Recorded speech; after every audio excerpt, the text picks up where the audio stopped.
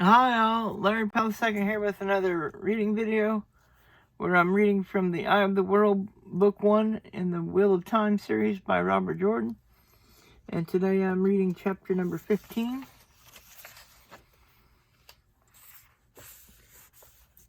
Chapter 15, Strangers and Friends.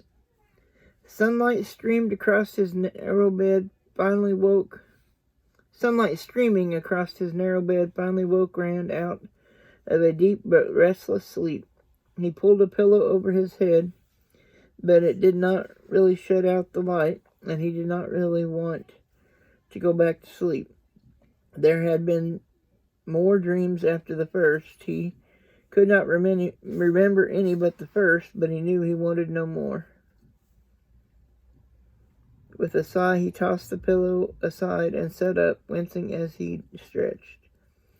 All the aches he thought had soaked out in the bath were back, and his head still hurt too. It did not surprise him. A dream like that was enough to give anybody a headache. The others had already faded, but not that one. The other beds were empty. Light poured in through the window at a steep angle. The sun stood well above the horizon. By this hour back on the farm, he would have already fixed something to eat and been well into his chores. He scrambled out of bed, muttering angrily to himself, a city to see, and they did not even wake him. At least someone had seen that there was water in the pitcher, and still warm, too. He washed and dressed quickly, hesitating a moment over Tam's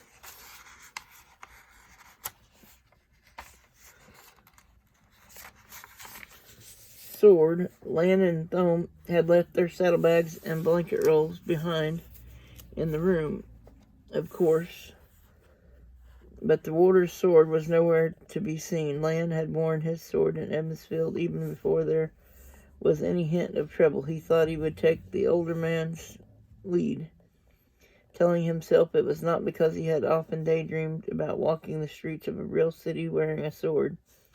He belted it on and tossed his cloak over his shoulder like a sack. Taking the stairs two at a time, he hurried down to the kitchen.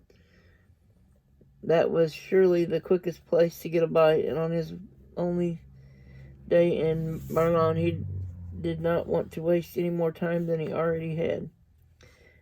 Blood and ashes, but they could have waked me.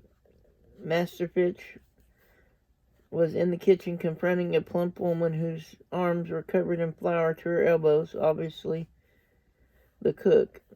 Rather, she was confronting him, shaking her finger under his nose. Serving maids and scullions, potboys and spitboys hurried about their tasks, elaborately ignoring what was going on in front of them. My Siri is a good cat, the cook was saying sharply, and I won't hear a word otherwise, do you hear? Complaining about him doing his job too well. That's what you're doing, if you ask me. I have had complaints, Master Fitch managed to get in. Complaints, mistress, half the guests. I won't hear of it. I just won't hear of it. If they want to complain about my cat, let them do the cooking. My poor old cat, who's just doing his job, and me, will go somewhere where we're appreciated. See if we don't. She untied her apron and started to lift it over her head. No, Master Fitch yelped and leaped to stop her. They danced in a circle with the cook trying to take her apron off and the innkeeper trying to put it back on her. No, Sarah, he panted. There's no need for this. No need, I say. What would I do without you? Siri's a fine cat, an excellent cat. He's the best cat in Berlin. If anybody else complains, I'll tell them to be thankful the cat is doing his job. Yes, thankful. You mustn't go, Sarah. Sarah. The cook stopped their circling and managed to snatch her apron free of him.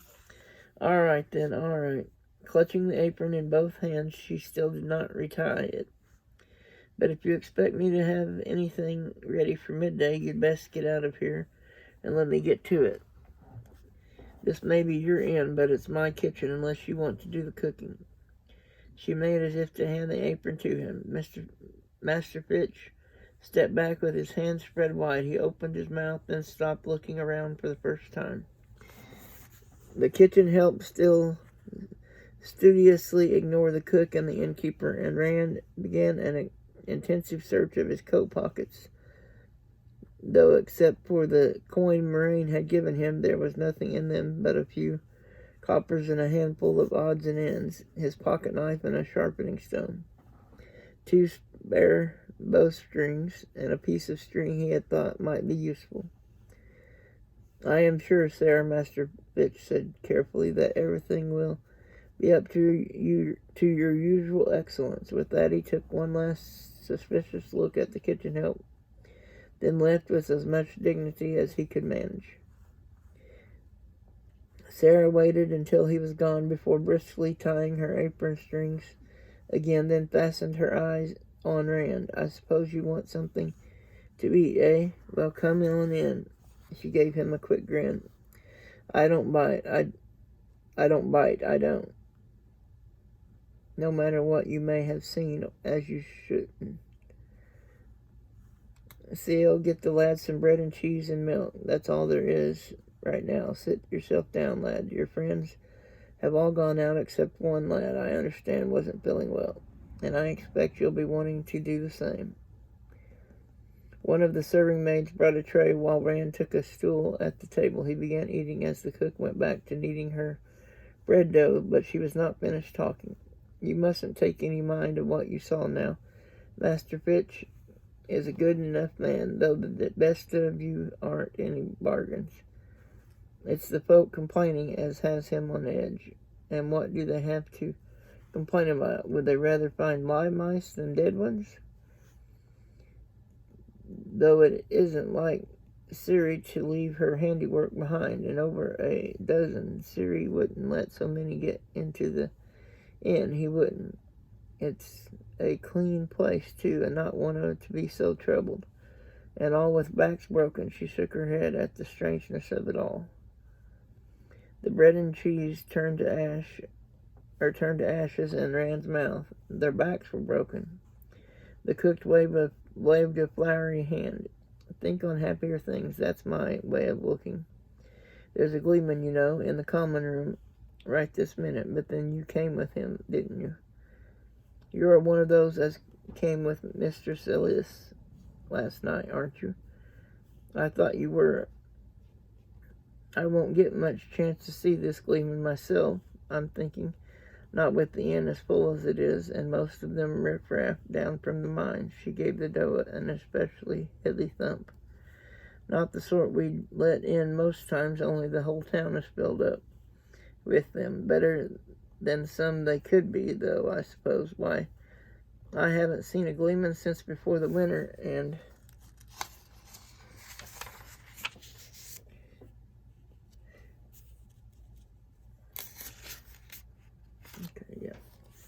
Rand ate mechanically, not tasting anything, not listening to what the cook said. Dead rats with their backs broken. He finished his breakfast hastily, stammered his thanks, and hurried out. He had to talk to someone. The common room of the Stag and Lion shared little except its purpose with the same room at the Wine Spring Inn. It was twice as wide and 3 times as long, and colorful pictures of ornate buildings with gardens of tall trees and bright flowers were painted high on the walls. Instead of one huge fireplace, a hearth blazed on each wall, and scores of tables filled the floor, with almost every chair, bench, or stool taken. Every man among the crowd of patrons, with pipes in their teeth and mugs in their fists, leaned forward and with his attention on one thing. Thumb, standing atop a table in the middle of the room with his many-colored cloak tossed over a nearby chair.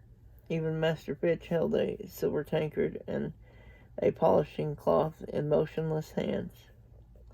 Prancing, silver hooves and proud, arched necks, Thumb proclaimed, while somehow seeming not only to be riding a horse, but to be one of a long procession of riders. Silken manes flutter with tossed heads. 1,000 streaming banners whip rainbows against an endless sky. 100 brazen-throated trumpets shiver the air, and drums rattle like thunder. Wave on wave, cheers roll from watchers in their thousands, roll across the rooftops and towers of Ilion. Crash and break, unheard around the thousands of ears of riders whose eyes and hearts shine with their sacred quest. The great hunt of the horn rides forth, rides to seek the horn of Valere that will summon the heroes of the ages back from the grave to battle for the light. It was what the Gleeman had called a plain chant, those nights beside the fire on the ride north. Stories, he said, were told in three voices: high chant, plain chant, and common, which meant simply telling it the way you might tell your neighbor about your crop. Thome told stories in common, but he did not bother to hide his contempt for the voice. Rand closed the door without going in and slumped against the wall. He would get no advice from Thome. Moraine, what would she do if she knew? He became aware of people staring at him as they passed, and realized he was muttering under his breath. Smoothing his coat, he straightened. He had to talk to someone. The cook had said one of the others had not gone out. It was an effort not to run. When he rapped on the door of the room where the other boys had slept and poked his head in, only Perrin was there, lying on his bed and still not dressed. He twisted his head on the pillow to look at Rand, then closed his eyes again. Matt's bow and quiver were propped in the corner. I heard you weren't feeling well, Rand said. He came in and sat on the next bed. I just wanted to talk. He did not know how to bring it up, he realized. If you're sick, he said, half standing, maybe you ought to sleep. I can go. I don't know if I'll ever sleep again, Perrin sighed. I had a bad dream, if you must know, and couldn't get back to sleep. Matt will be quick enough to tell you. He laughed this morning when I told them why I was too tired to go out with him. But he dreamed too. I listened to him for most of the night, tossing and muttering. And you can't tell me he got a good night's sleep. He threw a thick arm across his eyes. Light, but I'm tired. Maybe if I just stay here for an hour or two, I'll feel like getting up. Matt will never let me hear the end of it if I miss seeing Berlin because of a dream. Rand slowly lowered himself to the bed again. He licked his lips, then said quickly, did he kill a rat? Perrin lowered his arm and stared at him. You too, he said finally. When Rand nodded, he said, I wish I was back home, he told me. He said, what are we going to do? Have you told Moraine? No, not yet. Maybe I won't. I don't know. What about you? He said, blood and ashes, Rand. I don't know. Perrin raised up on his elbow abruptly. Do you think Matt had the same dream? He laughed, but it sounded forced, and he looked funny when I said I couldn't sleep because of a dream. Maybe he did, Rand said, guiltily. He felt relieved he was not the only one. I was going to ask Thome for advice. He's seen a lot of the world. You don't think we should tell Moraine, do you? Perrin fell back on his pillow. You've heard the stories about Aes Sedai. Do you think we can trust Thome? If we can trust anybody, Rand, if we get out of this alive, if we ever get back home and you hear me say anything about leaving Evansfield, even to go as far as Watch Hill, you kick me, all right? That's no way to talk, Rand said. He put on a smile as cheerful as he could make it. Of course we'll get home. Come on, get up. We're in a city and we have a whole day to see it. Where are your clothes? You go. I just want to lie here a while. Perrin put his arm back across his eyes. You go ahead. I'll catch you up in an hour or two.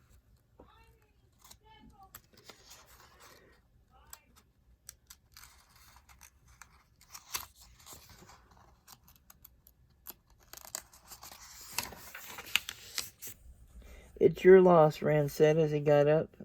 Think of what you might miss. He stopped at the door. Berlin, how many times have we talked about seeing Berlin one day? Perrin lay there with his eyes covered and did not say a word. After a minute, Rand stepped out and closed the door behind him. In the hallway, he leaned against the wall, his smile fading. His head still hurt. It was worse, not better. He could not work up much enthusiasm for Berlin either, not now. He could not summon enthusiasm about anything. A chambermaid came by, her arms full of sheets, and gave him a concerned look. Before she could speak, he moved off down the hall, shrugging into his cloak. Thome would not be finished in the common room for hours yet. He might as well see what he could.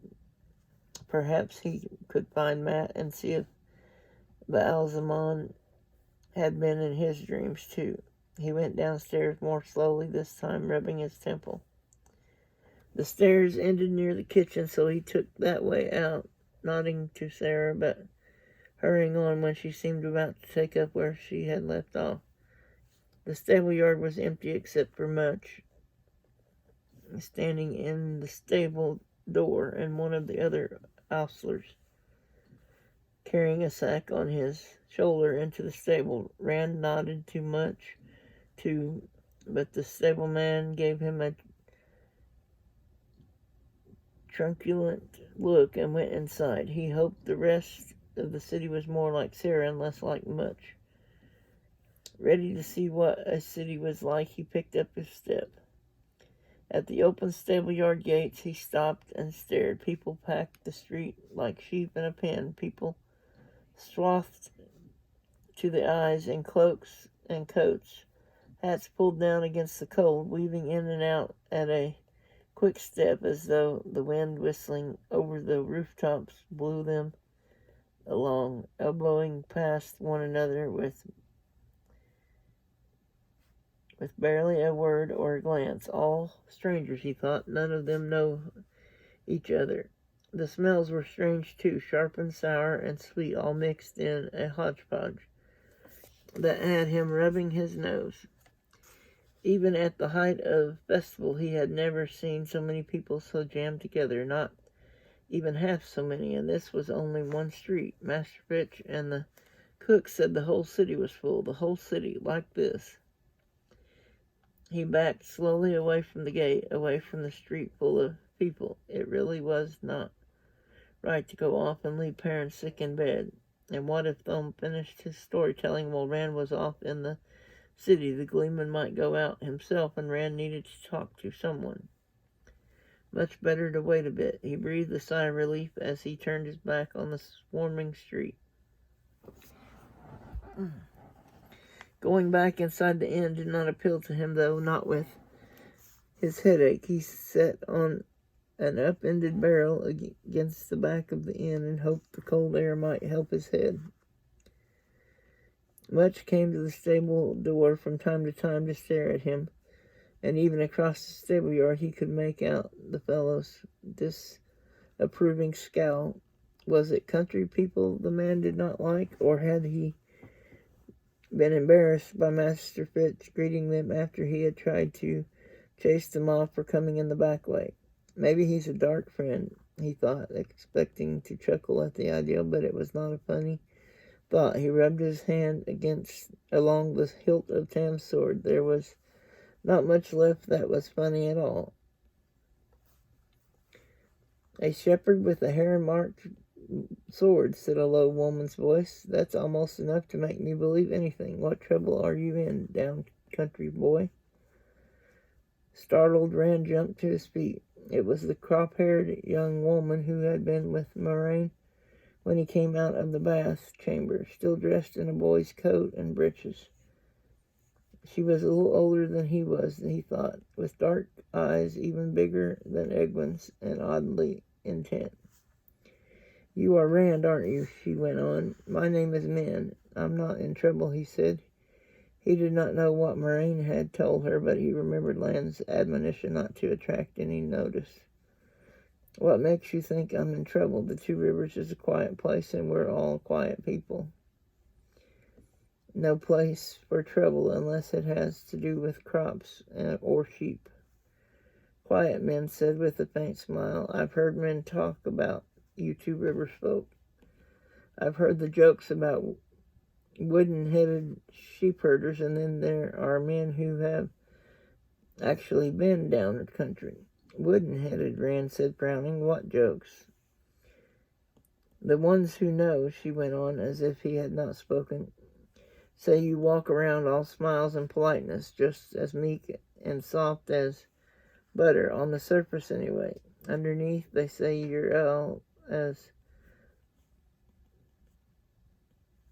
tough as old oak roots.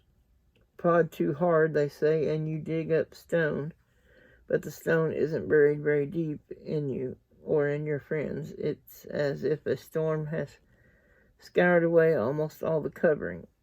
Moraine didn't tell me everything, but I see what I see. Old oak roots, stone, it hardly sounded like the sort of thing the merchants or their people would say. That last made him jump, though. He looked around quickly.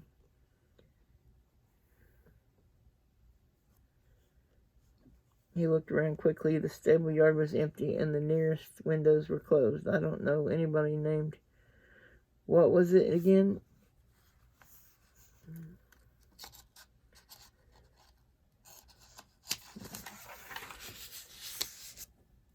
Mistress Alice, then, if you prefer, men said with an amused look that made his cheeks color. There's no one close enough to hear. What makes you think Mistress Alice has another name?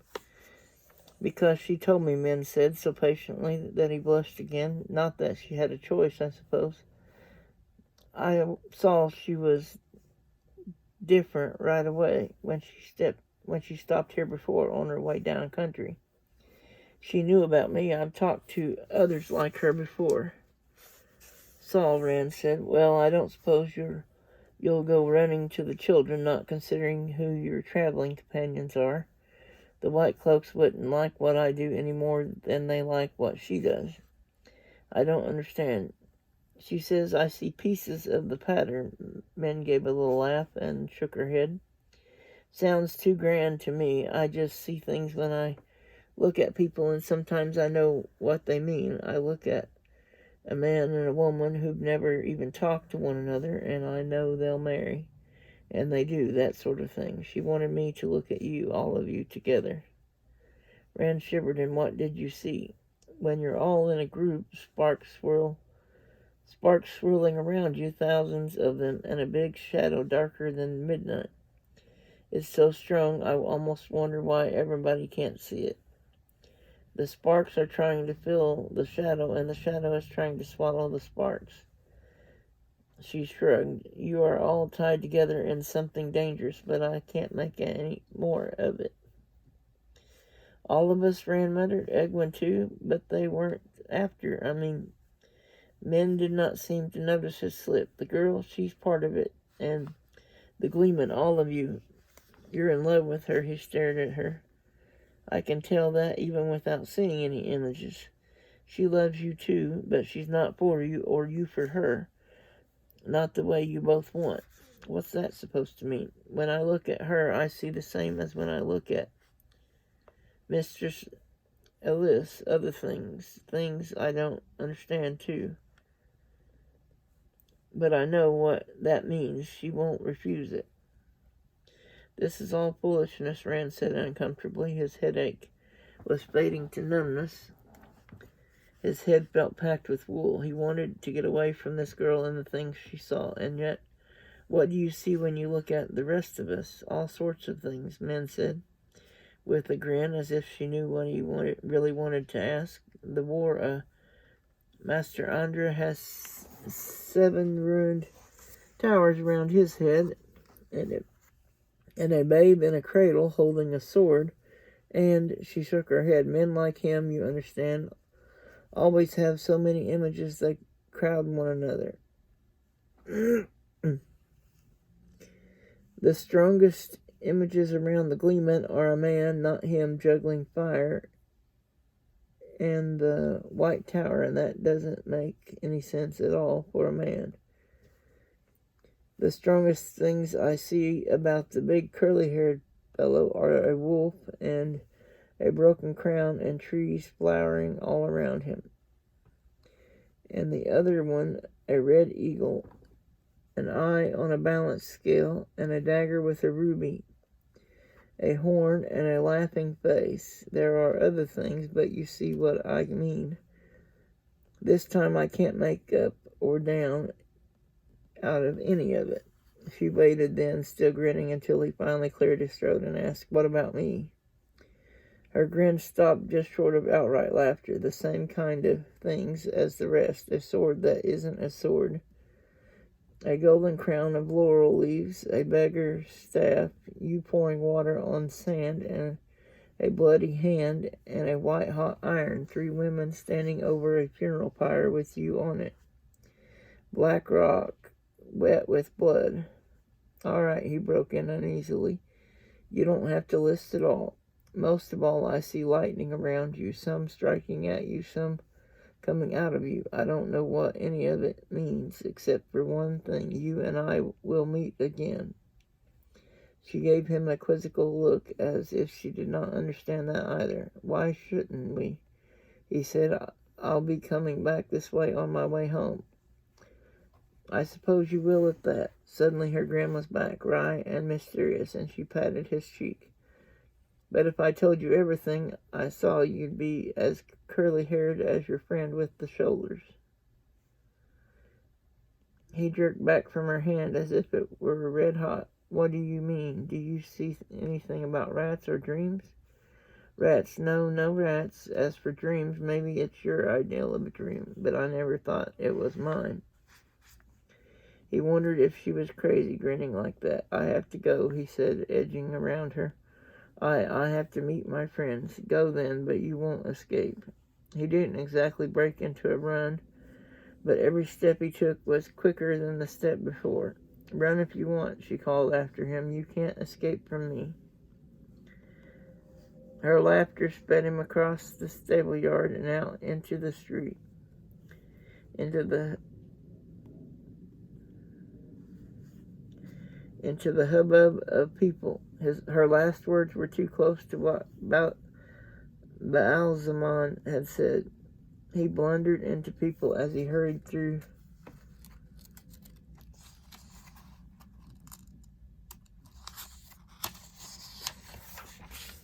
the crowd, earning hard looks and hard words, but he did not slow down until he was several streets away from the inn. After a time, he began to pay attention again to where he was. His head felt like a balloon, but he stared and enjoyed anyway. He thought Berlin was a grand city, if not exactly in the same way as cities in those stories. He wandered up broad streets, most paved with flagstone, and down narrow, twisting lanes wherever chance and the shifting of the crowd took him. It had rained during the night, and the streets that were unpaved had already been churned to mud by the crowds, but muddy streets were nothing new to him. None of the streets in Evansfield were paved. There certainly were no palaces, and only a few houses were very much bigger than those back home. But every house had a roof of slate or tile as fine as the roof of the Wine Spring Inn. He supposed there would be a palace or two in Camlin. As for inns, he counted 9, not one smaller than the Wine Spring, and most as large as the Stag and Lion, and there were plenty of streets he had not seen yet. Shops dotted every street, with awnings out front sheltering tables covered with goods, everything from cloth to books to pots to boots. It was as if 100 peddlers' wagons had spilled out their contents. He stared so much that more than once he had to hurry on at the suspicious look of a shopkeeper. He had not understood the first shopkeeper's stare. When he did understand, he started to get angry until he remembered that here he was the stranger. He could not have bought much anyway, he gasped when he saw how many coppers were exchanged for a dozen discolored apples or a handful of shriveled turnips, the sort that would be fed to the horses in the two rivers, but people seemed eager to pay.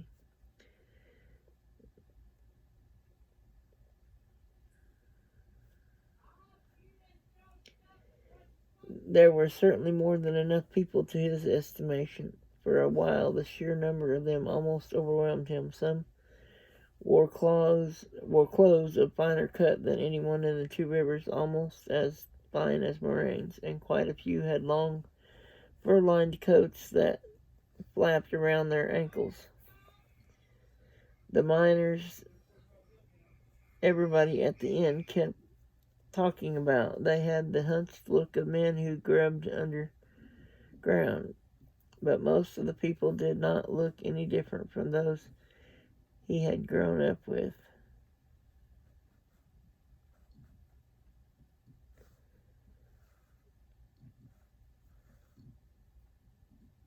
Most of the people did not look any different from those he had grown up with, not in dress or in face. He had expected they would, somehow. Indeed, some of them had so much the look of two rivers in their faces that he could imagine they belonged to one family or another that he knew around Evansfield, a toothless, gray-haired fellow with ears like jug handles sitting on a bench outside one of the inns and peering mournfully into an empty tankard could easily have been Billy Conger's close cousin. The lantern-jawed tailor sewing in front of his shop might have been John Thane's brother, even to the same balding spot on the back of his head. A near-mirror image of Samuel Craw pushed past Rand as he turned a corner, and in disbelief he stared at a bony little man with long arms and a big nose, shoving hurriedly through the crowd in clothes that looked like a bundle of rags. The man's eyes were sunken and his dirty face gaunt, as if he had not eaten or slept in days, but Rand could swear the ragged man saw him then and froze in mid-step, heedless of people who all but stumbled over him.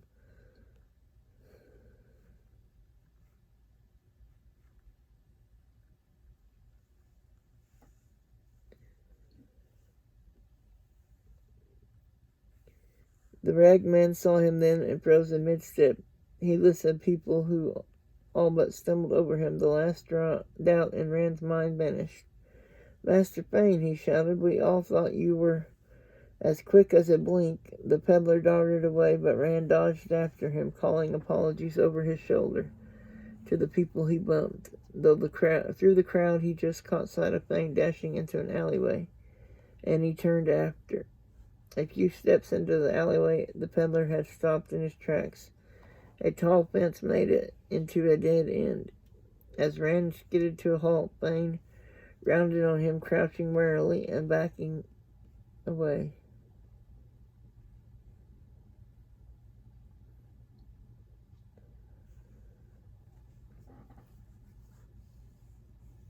As Rand skidded to a halt, Fane rounded on him, crouching warily and backing away. He flapped grimy hands at Rand to stay back. More than one rip showed in his coat, and his cloak was worn and tattered as if it had seen much harder use than it was meant for. "Master Fane," Rand said hesitantly, "what is the matter?" "It's me, Randolph Thor from Evansfield. We all thought the Trollocs had taken you."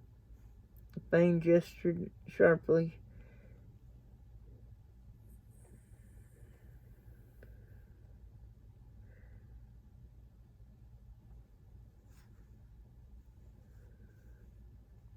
Fane gestured sharply and, still in a crouch, ran a few crabbed steps toward the open end of the alley.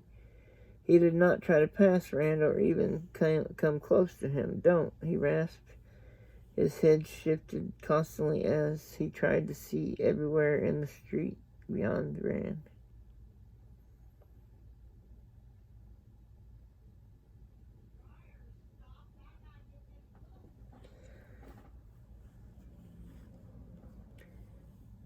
Don't mention. His voice dropped to a hoarse whisper, and he turned his head away, watching Rand with quick, sidelong glances. There be white cloaks in the town.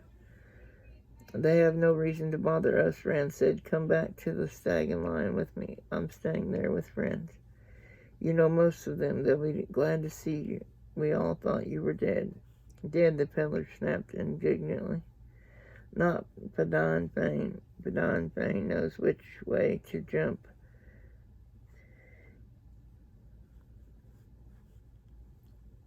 And where to land. He straightened his rags as if they were feast day clothes. Always have and always will. I'll live a long time.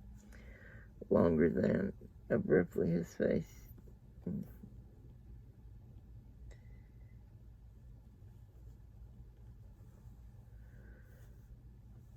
Always have and always will. I'll live a long time, longer than. Abruptly his face tightened and his hands clutched hold of his coat front. They burned my wagon and all my goods. I had no cause to be doing that, did they? I couldn't get to my horses, but that fat old innkeeper had them locked up in his stable. I had to step quick not to get my throat slit. And what did it get me? All that I've got left is what I stand up in. Now, is that fair? Is it now? Your horses are safe in Master Albert's stable. You can get them any time. If you come to the inn with me, I'm sure Moraine will help you get back to the Two Rivers. She's Aes Sedai, is she? A guarded look came over Fane's face. Maybe, though. He paused, licking his lips nervously. How long will you be at this? What was it? What did you call it? The Stag and Lion. We leave tomorrow, Rand.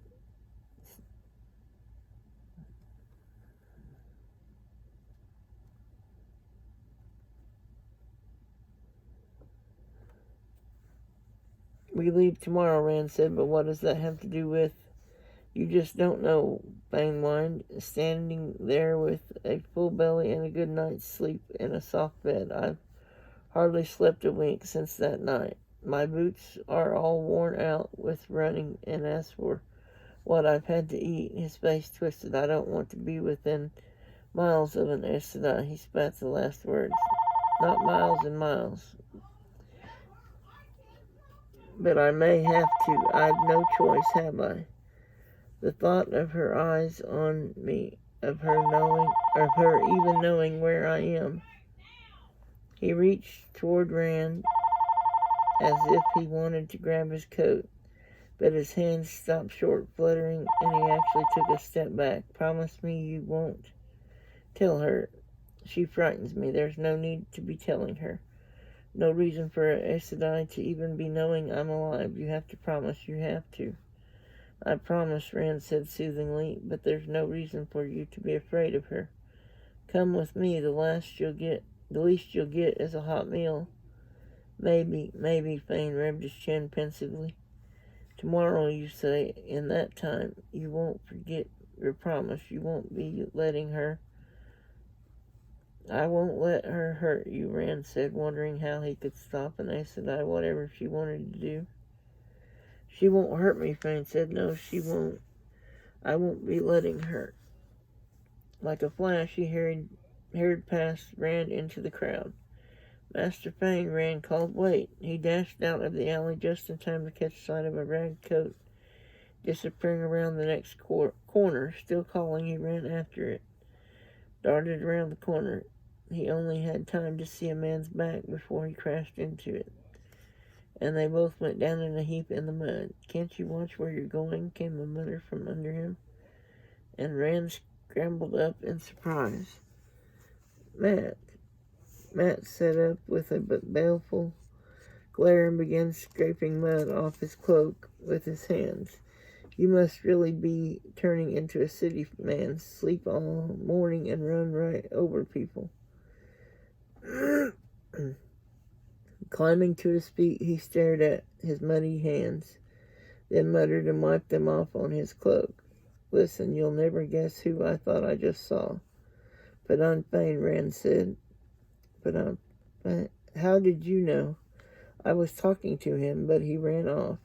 So Matt stopped to look around warily, but the crowd was passing them by with never a glance. Rand was glad he had learned a little caution so they didn't get him. I wonder why he left Evansfield without a word like that. Probably started running then, too.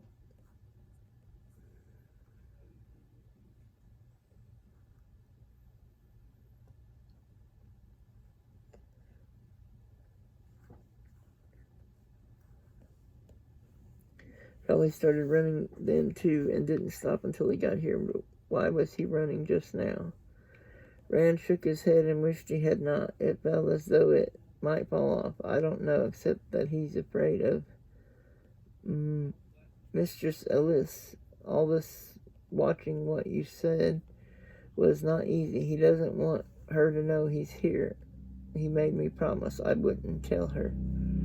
Well, his secret is safe with me, Matt said. I wish you didn't know where I was either. Matt, people still streamed by without paying them any heed, but Rand lowered his voice anyway and leaned closer.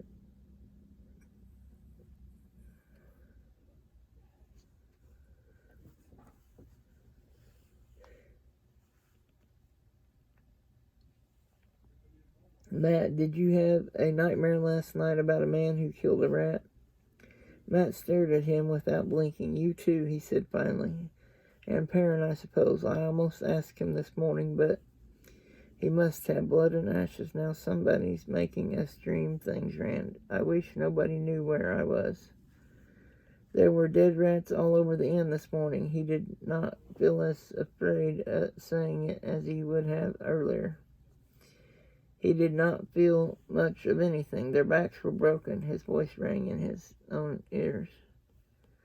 If he was getting sick, he might have to go to Moraine. He was surprised that even the thought of the one power being used on him did not bother him. Matt took a deep breath, hitching his cloak, and looked around as if searching for someone.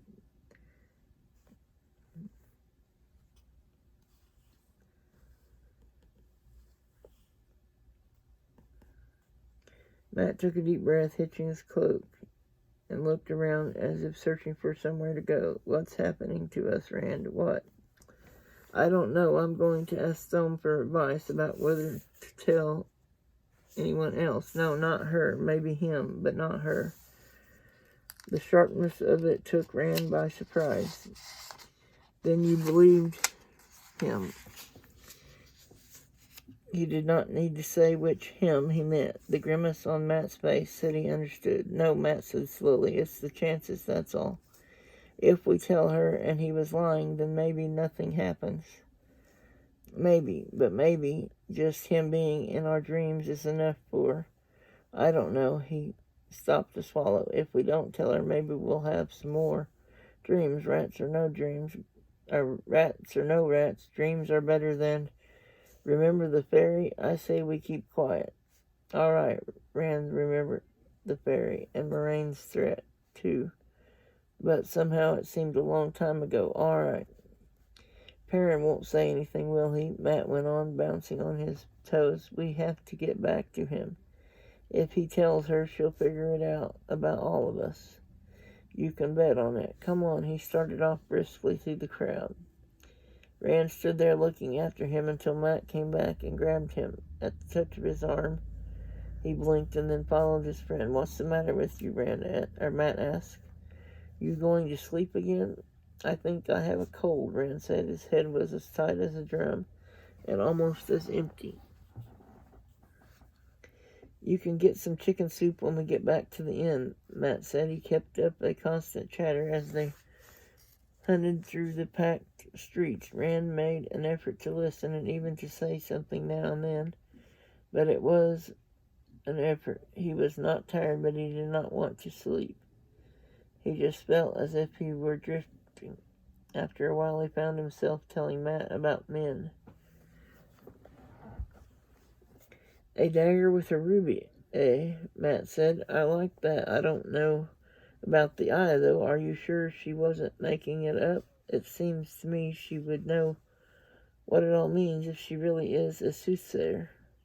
She didn't say she's a soothsayer, Matt said. I believe she does see things. Remember, Maureen was talking to her when we arrived, or when we finished our baths, and she knows who Maureen is. Matt frowned at him. I thought we weren't supposed to use that name. No, Rand muttered. He rubbed his head with both hands. It was so hard to concentrate on anything. I think maybe you really are sick, Matt said, still frowning. Suddenly, he pulled Rand to a stop by his coat sleeve. Look at them. 3 men in breastplates and conical steel caps, burnished till they shone like silver, were making their way down the street toward Rand and Matt. Even the mail on their arms gleamed. Their long cloaks, pristine white and embroidered on the left breast with a golden sunburst, just cleared the mud and puddles of the street. Their hands rested on their sword hilts, and they looked around them as if looking at things that had wriggled out from under a rotting log. Nobody looked back, though. Nobody even seemed to notice them. Just the same, the three did not have to push through the crowd. The bustle parted to either side of the white-cloaked men as if by happenstance, leaving them to walk in a clear space that moved with them.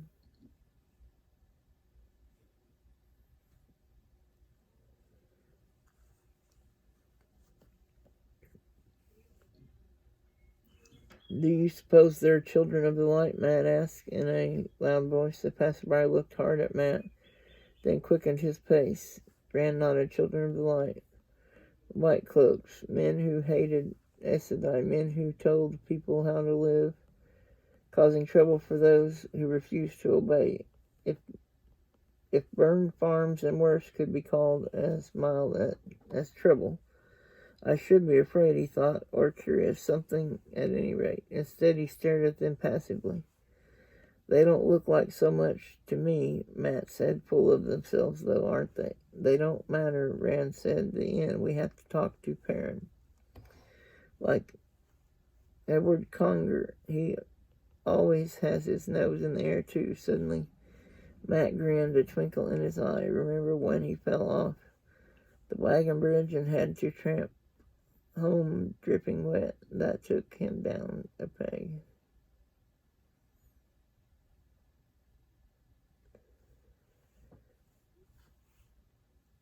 Remember when he fell off the wagon bridge and had to tramp home dripping wet? That took him down a peg for a month.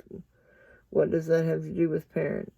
See that? Matt pointed to a cart resting on its shafts in an alleyway just ahead of the children. A single stake held a dozen stacked barrels in place on the flat bed. Watch, laughing, he darted into a cutler's shop to the left. Rand stared after him, knowing he should do something that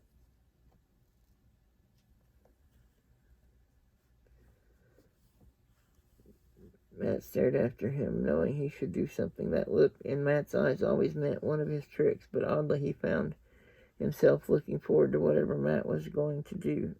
Something told him that feeling was wrong, that it was dangerous, but he smiled in anticipation anyway.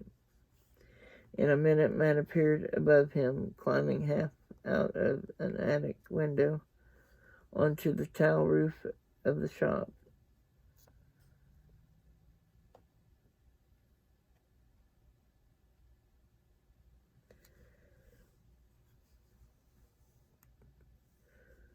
Climbing half out of the window onto the tile roof of the shop, his sling was in his hands, already beginning to whirl. Rand's eyes went back to the cart. Almost immediately there was a sharp crack, and the stake holding the barrels broke just as the white cloaks came abreast of the alley. People jumped out of the way as the barrels rolled down the cart shafts with an empty rumble and jounced into the street, splashing mud and muddy water in every direction. The three children jumped no less quickly than anyone else, their superior looks replaced by surprise. Some passers-by fell down, making more splashes, but the three moved agilely, avoiding the barrels with ease. They could not avoid the flying mud that splattered their white cloaks, though. A bearded man in a long apron hurried out of the alley, waving his arms and shouting angrily. But one look at the three, trying vainly to shake the mud from their cloaks, and he vanished back into the alley, even faster than he had come out. Rand glanced up at the shop roof. Matt was gone. It had been an easy shot for any Two Rivers lad, but the effect was certainly all that could be hoped for. He could not help laughing. The humor seemed to be wrapped in wool, but it was still funny when he turned back to the street. The three white cloaks were staring straight at him. "You find something funny, yes?" The one who spoke stood a little in front of the others. He wore an arrogant, unblinking look, with the light in his eyes, as if he knew something important, something no one else knew. Rand's laughter cut off short. He and the children were alone with the mud and the barrels. The crowd that had been all around them had found urgent business up or down the street. "The spear of the light, hold your tongue." Anger made the white cloak's narrow face seem even more pinched. He glanced dismissively at the sword hilt sticking out from Rand's cloak. "Perhaps you are responsible for this, yes?" Unlike the others, he had a golden knot beneath the sunburst on his cloak. Rand moved to cover the sword, but instead swept his cloak back over his shoulder. In the back of his head was a frantic wonder at what he was doing, but it was a distant thought. "Accidents happen," he said, "even to the children of the light." The narrow-faced man raised an eyebrow. "You are that dangerous, youngling." He was not much older than Rand. "Herr Mark, Lord Bornhold," one of the others said warningly. The narrow-faced man glanced at Rand's sword hilt again. The bronze heron was plain, and his eyes widened momentarily. Then his gaze rose to Rand's face, and he sniffed dismissively. "He is too young." "You are not from this place, yes?" he said coldly to Rand. "You come from where?" "I just arrived in Berlin." A tingling thrill ran along Rand's arms and legs. He felt flushed, almost warm. "You wouldn't know of a good inn, would you?"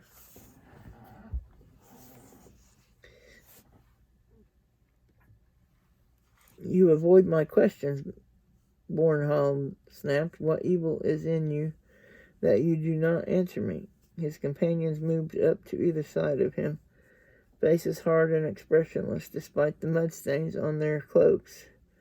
There was nothing funny about them now. The tingling filled Rand. The heat had grown to a fever. He wanted to laugh. It felt so good. A small voice in his head shouted that something was wrong, but all he could think of was how full of energy he felt,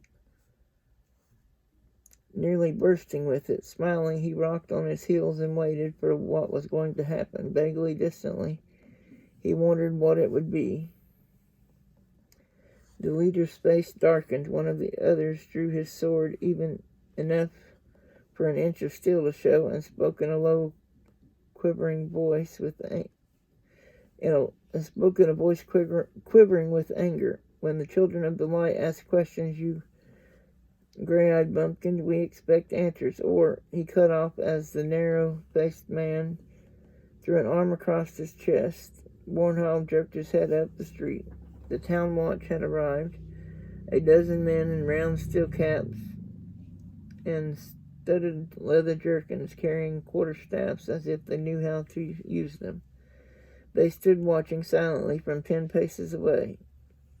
"This town has lost the light," growled the man, who had half drawn his sword. He raised his voice to shout at the watch.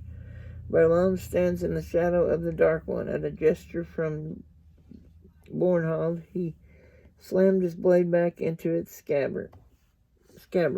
Bornhold turned his attention back to Rand. The light of knowing burned in his eyes. Dark friends do not escape us youngly, even in a town that stands in the shadow. We will meet again, you may be sure of it. He spun on his heel and strode away, his two companions close behind, as if Rand had ceased to exist, for the moment at least. When they reached the crowded part of the street, the same seemingly accidental pocket as before opened around them. The watchmen hesitated, eyeing Rand, then shouldered their quarterstaffs and followed the white-cloaked three. They had to push their way into the crowd, shouting, "Make way for the watch." Few did make way, except grudgingly.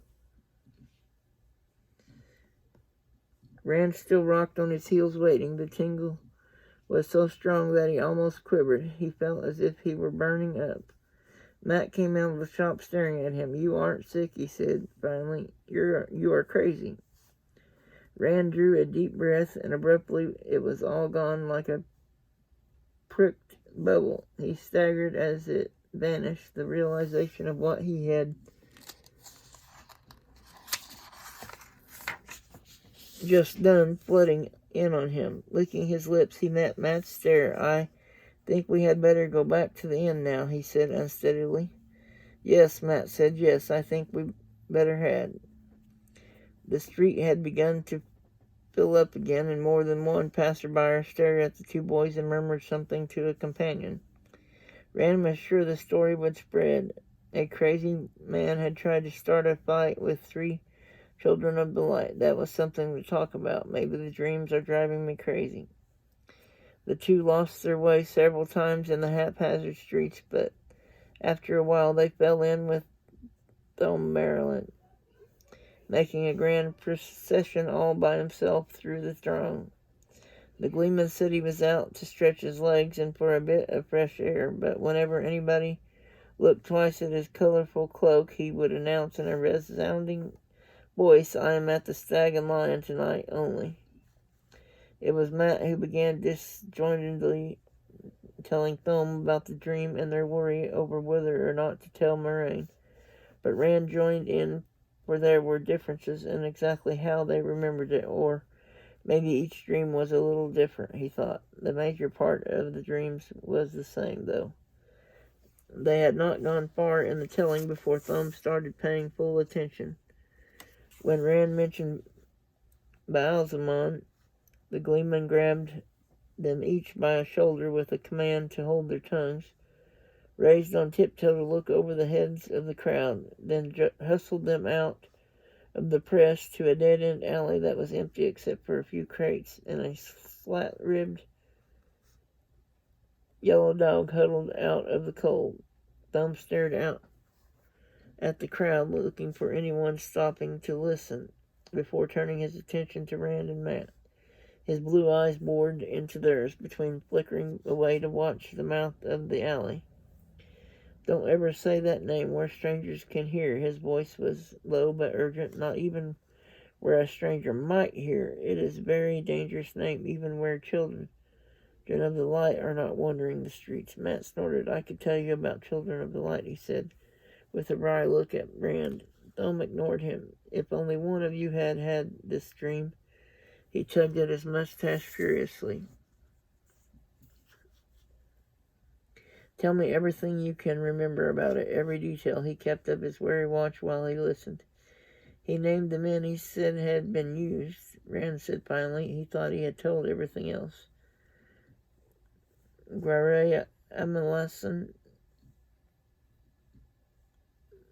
Raolin Darksbane,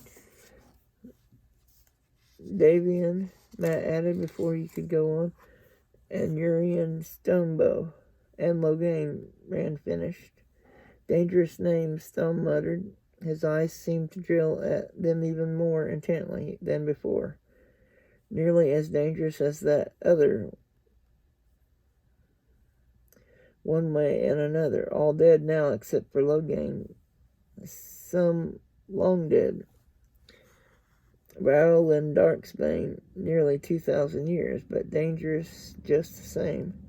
Best you don't say them aloud, even when you're alone. Most people wouldn't recognize a one of them, but if the wrong person overhears, But who were they? Rand said. Men, Thumb murmured. Men who shook the pillars of heaven and rocked the world on its foundations. He shook his head. It doesn't matter. Forget about them. They are dust now. Were they used like you said, Matt asked, and killed? You might say the White Tower killed them. You might say that. Thumb's mouth tightened momentarily. Then he shook his head again. But used? No, I cannot see that. The light knows that Amerlin's seat has enough plots going, but I can't see that. Matt shivered. He said so many things. Crazy things. All that about Lutheran Kinslayer and Archer Hawkwing and the eye of the world. What in the light is that supposed to be? A legend, the Gleeman said slowly. Maybe. As big a legend as the Horn of Belere, at least in the borderlands. Up there, young men go hunting the eye of the world the way young men from Ilion hunt the Horn. Maybe a legend. What do we do, Thumb? Rand said. Do we tell her? I don't want any more dreams like that. Maybe she could do something. Maybe we wouldn't like what she did, Matt growled. Thumb studied them, considering and stroking his mustache with a knuckle. I say hold your peace, he said finally. Don't tell anyone, for the time at least. You can always change your mind if you have to, but once you tell, it's done, and you're tied up worse than ever with her. Suddenly he straightened, his stoop almost disappearing. The other lad, you say he had the same dream. Does he have sense enough to keep his mouth shut? I think so, Rand said at the same time that Matt said we were going back to the inn to warn him. The light sinned we're not too late. Cloak flapping around his ankles, patches fluttering in the wind. Thumb strode out of the alley.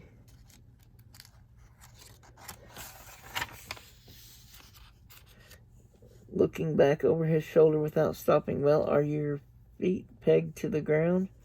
Rand and Matt hurried after him, but he did not wait for them to catch up. This time he did not pause for people who looked at his cloak, or those who held him as a gleeman either. He clove through the crowded streets as if they were empty, Rand and Matt half running to follow in his wake. In much less time than Rand expected, they were hurrying up to the Stag and Lion. As they started in, Perrin came speeding out, trying to throw his cloak around his shoulders as he ran. He nearly fell in his effort not to caroom into them. I was coming looking for you two, he panted when he had caught his balance. Rand grabbed him by the arm. Did you tell anyone about the dream? Say that you didn't, Matt demanded. It's very important, Thumb said. Perrin looked at them in confusion. No, I haven't. I didn't even get out of bed until less than an hour ago. His shoulders slumped. I'd given myself a headache trying not to think about it, much less talk about it. Why did you tell him? He nodded at the gleeman. We had to talk to somebody or go crazy, Rand said. I will explain later, Thumb added with a significant look at the people passing in and out of the Stag and Lion. All right, Perrin replied slowly, still looking confused. Suddenly he slapped his head. You almost made me forget why I was looking for you. Not that I don't wish I could.